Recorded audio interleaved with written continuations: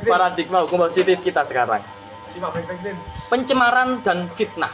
Pencemaran setiap orang dengan lisan menyerang kehormatan atau nama baik dengan cara menuduhkan suatu hal agar diketahui umum. Buka aib misalkan. Pak Isbah. Anak sama sudah anak belum? Masih 18 tahun loh. Oh iya, aku bawa 18 tahun, lahiran 2000. Belum sunat. Belum, Pak. Dipidana Akikah juga. karena pencemaran dengan pidana penjara paling lama 9 bulan. Wah. Menyerang kehormatan misalkan membuat stiker. Nah, itu. Itu bisa dipenjara paling lama 9 bulan. Atau pidana denda paling banyak kategori 2. Macam penghinaan yang kedua yaitu fitnah.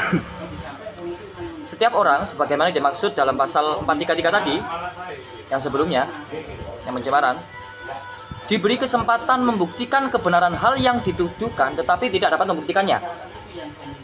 Tuduhan tersebut bertentangan dengan yang diketahuinya. Dipidana karena fitnah dengan pidana penjara paling lama 3 tahun atau pidana denda paling banyak kategori 4.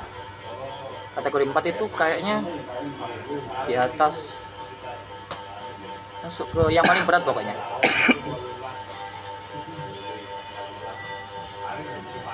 Selanjutnya kita masuk kepada hak yang terakhir. Hak terhindar dari kekejaman, kekerasan, dan penganiayaan. Pasal 80, setiap orang yang melanggar ketentuan sebagaimana dimaksud dalam pasal 76C. 76C itu berarti tadi mana ya? Itu loh, sing ku. 76C. Nah, dikata dapat rek.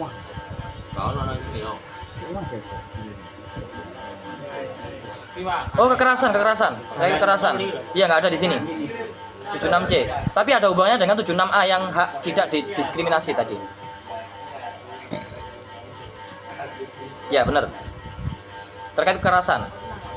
Kalau misalkan orang yang melakukan kekerasan itu menimbulkan si korban luka berat, dipidana dengan pidana penjara paling lama 5 tahun atau denda paling banyak 100 juta rupiah. Kalau menyebabkan kematian, ditambah menjadi 15 tahun penjara atau denda paling banyak 3 miliar. Kalau menyebabkan kematian, Kerdesak. Piro-piro? 3 miliar. 3 miliar. 3. Kalau menyebabkan kematian. Tambah temperamen aku, hati-hati kok. Luka berat sudah bisa di Mondok awakmu iki nggo. kekejaman, kekerasan, dan penganiayaan. Tobat. Saya denda 5M ya wabet.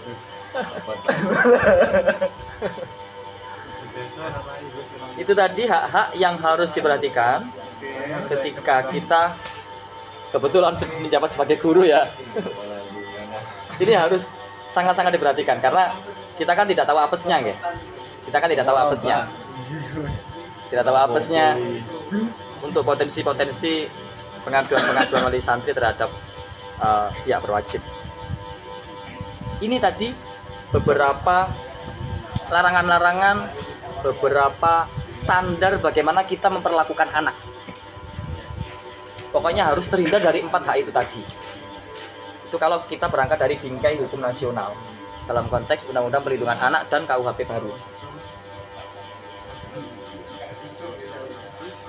Nah, untuk penyelesaian perkaranya bagaimana di undang-undang kita?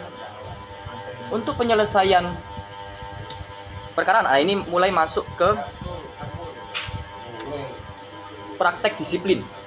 Kalau dalam konteks pesantren kan praktek disiplin pesantren takzir. Nah, kalau di negara itu ada yang namanya non penal system dan penal system, atau bahasanya litigasi dan non litigasi. Apa itu penyelesaian masalah litigasi? Yaitu penyelesaian masalah atau penyelesaian perkara di dalam peradilan.